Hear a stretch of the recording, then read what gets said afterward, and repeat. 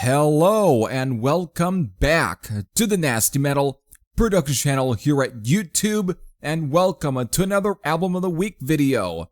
This is episode number 223.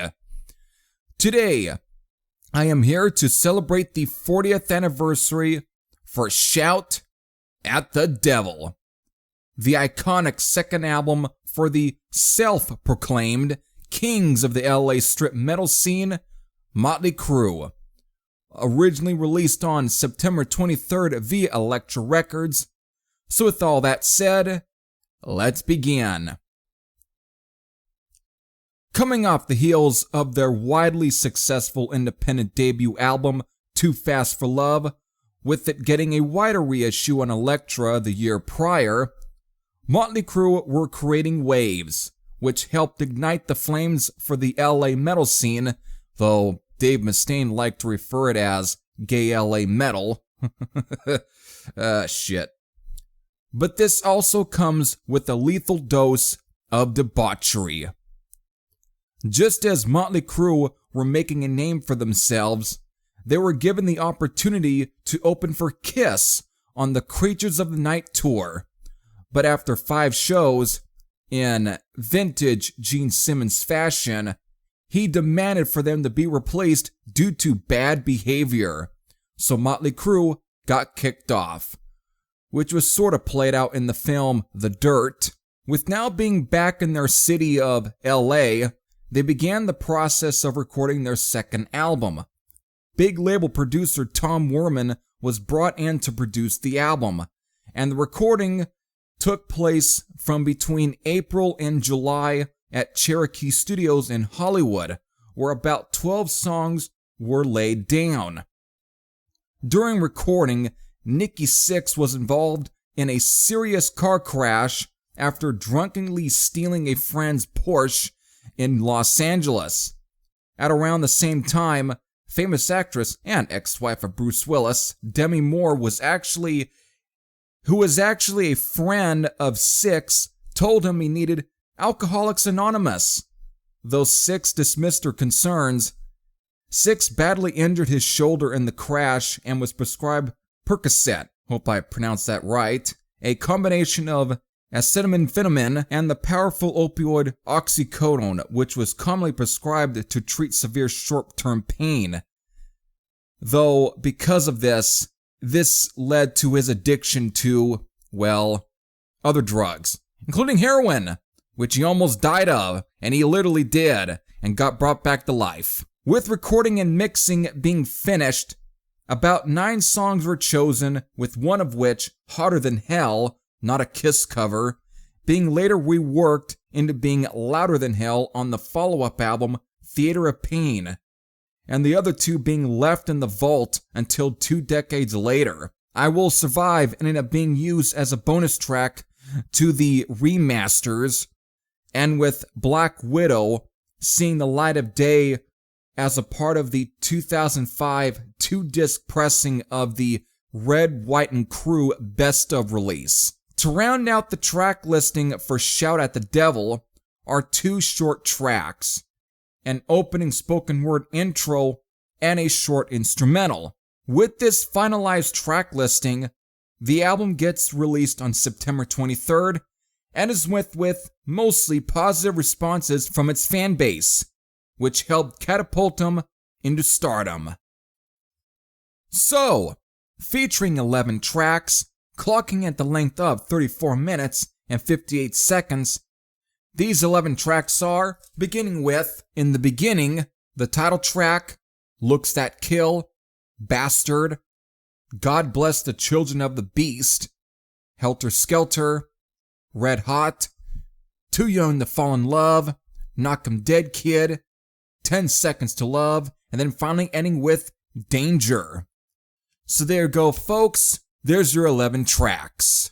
While it may be the norm to trash this band these days for what they have become of themselves, there's no denying the importance of Mötley Crüe. But if I'm going to give you my honest opinion, nothing the Crüe did after these iconic first two albums ever came close to touching the character, wild and gritty personality of them, especially when it comes to this album.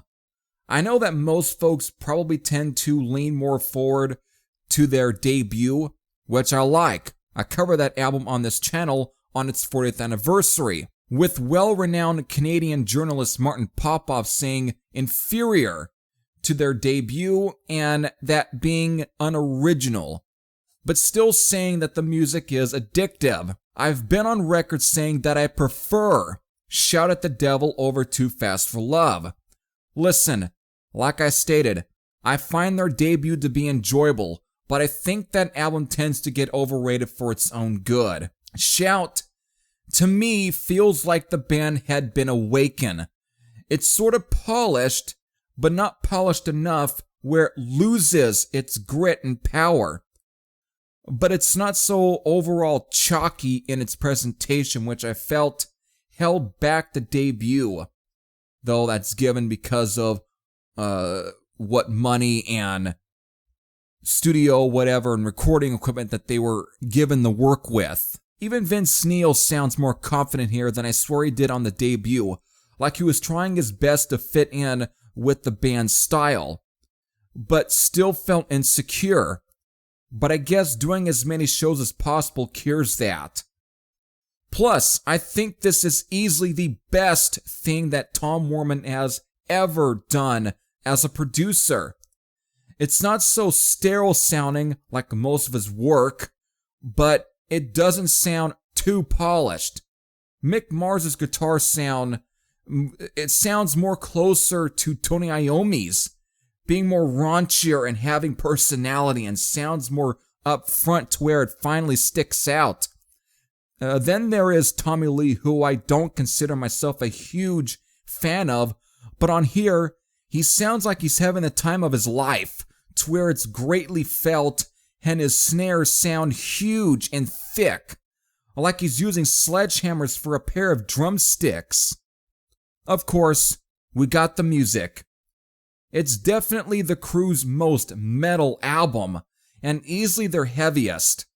Also the darkest of their albums, which the sinister album cover accompanies. Speaking of said image, the album's title and the band's use of a pentagram caused a great deal of controversy upon its 1983 release, as Christian and conservative groups claimed the band was encouraging their listeners to worship Satan. The pentagram was something Nikki Sixx brought with him from Sister, a band he had been a member of along with Wasp vocalist Blackie Lawless in the late 1970s prior to the formation of Mötley Crüe and Wasp.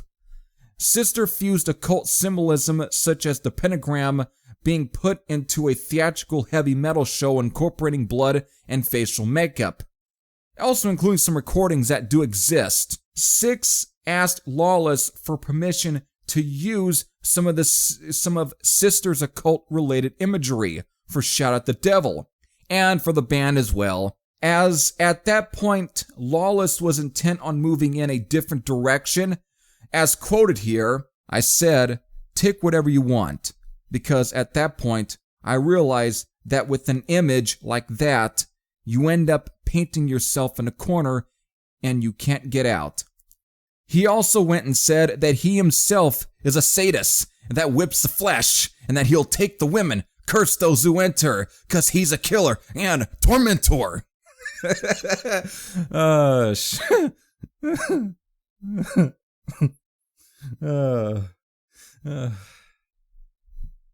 That's going to last a while. From the iconic spoken word intro in the beginning that was narrated by the secondary studio engineer Jeff Workman, the intro was, I believe without permission nor knowingly, used by the obscure German metal band Beast for their second album Like Living in a Cage, if you're familiar with the Mausoleum catalog. to then transitioning into the iconic title track. From there forward, it's all no frills, just straight to the point, wild riftatious metal. This album spawned 3 other hits: Looks That Kill, the rather heavy metallic rendition of the Beatles' Helter Skelter, which Six was not a Beatles fan, referring to the band as fucking wimpy, but he lists Helter Skelter and the White Album among his favorites of all time. And of course, Too Young to Fall in Love. But the album isn't just the hits, though I think this album is one of the various exceptions where the deep cuts are just as good as the hits, or the other way around, for how you take your albums. There's the rather violent number Bastard, which got them placed on Tipper Gore's Filthy 15. However, according to Mick Mars, he stated the song wasn't a call to violence, but a song that was about a certain person that they used to work with that they felt were stabbed in the back by. I think that was also kind of mentioned in the Dirt. Then there is the rather dark instrumental God Bless the Children of the Beast, which I always get a 70s Queen vibe from. Like, it wouldn't be too out of place on an album like A Day at the Races, because of the way it's orchestrated and just performed.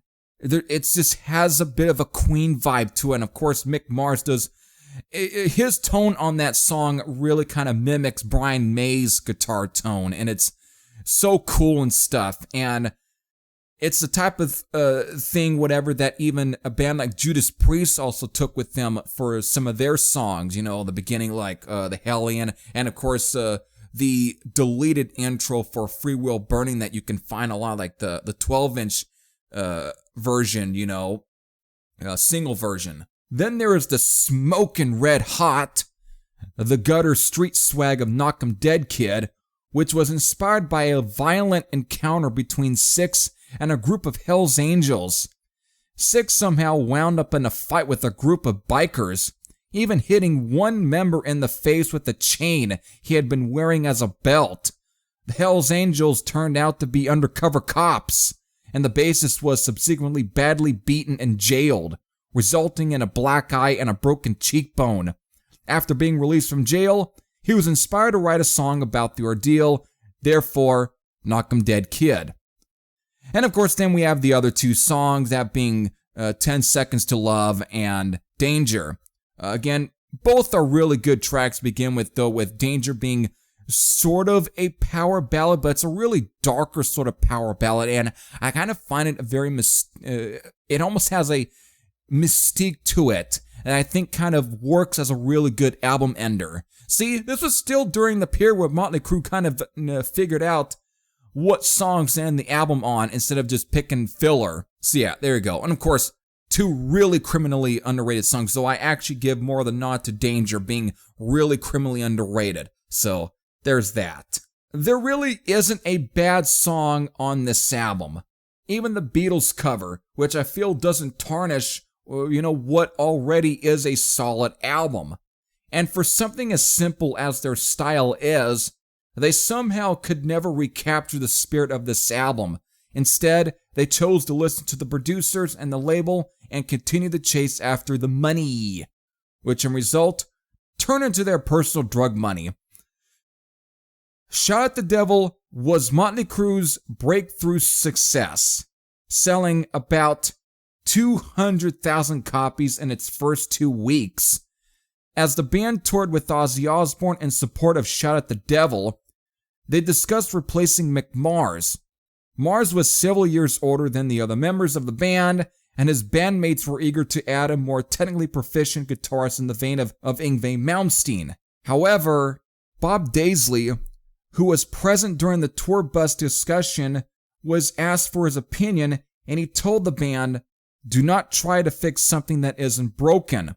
Daisley has said the band was serious at that time about replacing the guitarist, which is ironic given what has happened last year. I believe it was last year, where, again, they just, after years and years of, I guess they felt like carrying Mick Mars, they decided toss him out to the street like he was just some poor piece of rubbish.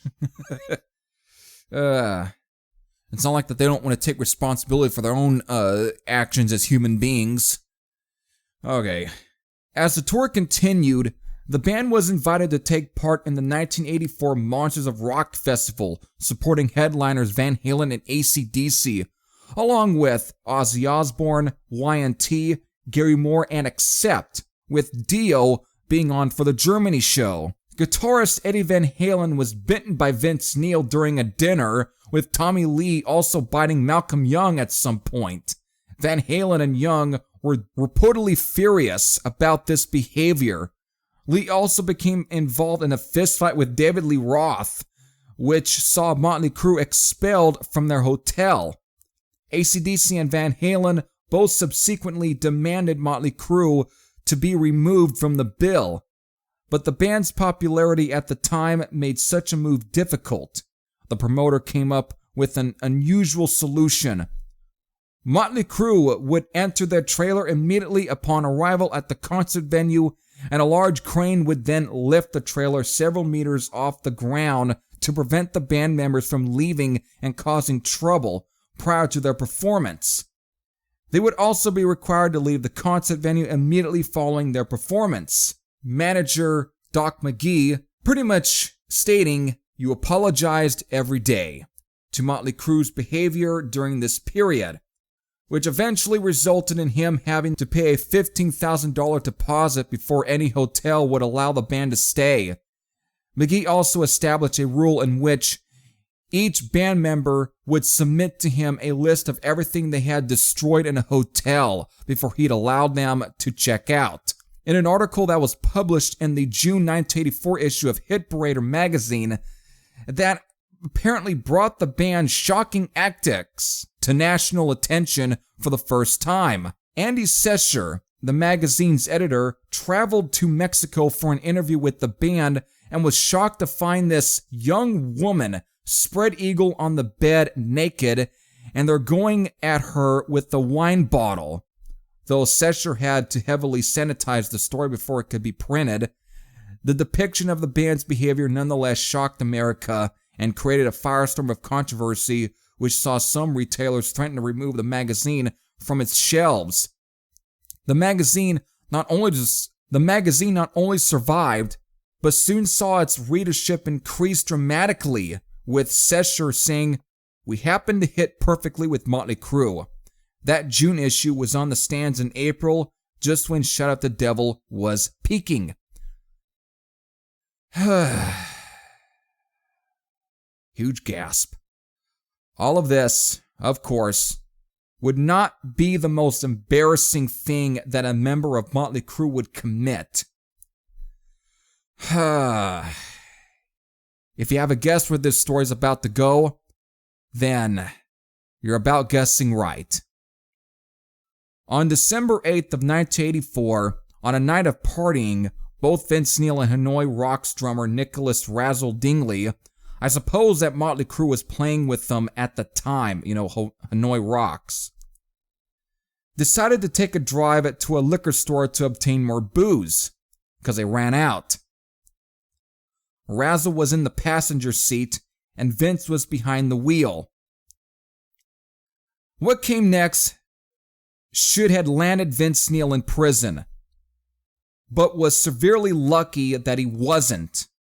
But the utterly stupid incident was the beginning of more bad things that happened to him, but Vince Neil getting Razzle killed in a drunken car wreck was easily the most embarrassing thing to have ever been done by a member of the band. And it should have never happened, but it did, because they were stupid.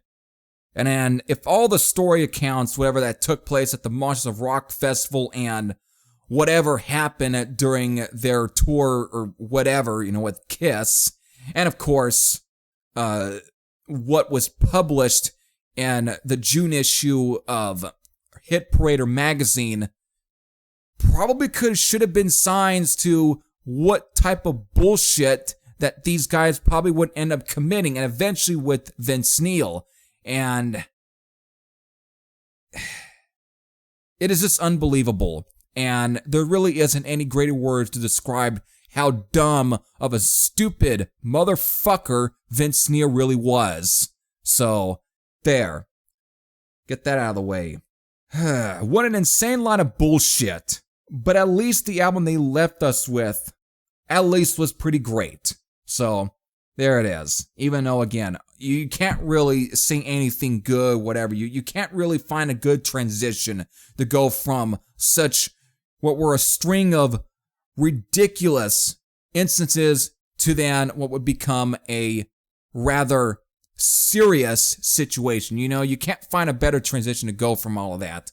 So happy 40th anniversary to such an awesome album. If you're one of those who have spent years cutting your teeth on this one, if they are either positive or negative, you can leave them all in the comment section below. But if you have never listened to this album, try your best and put away all the bad publicity and controversy behind your mind and give this album a shot. So with that, this is Heavy Thrasher saying I'm out, and I'll see you all later. Take care, everyone.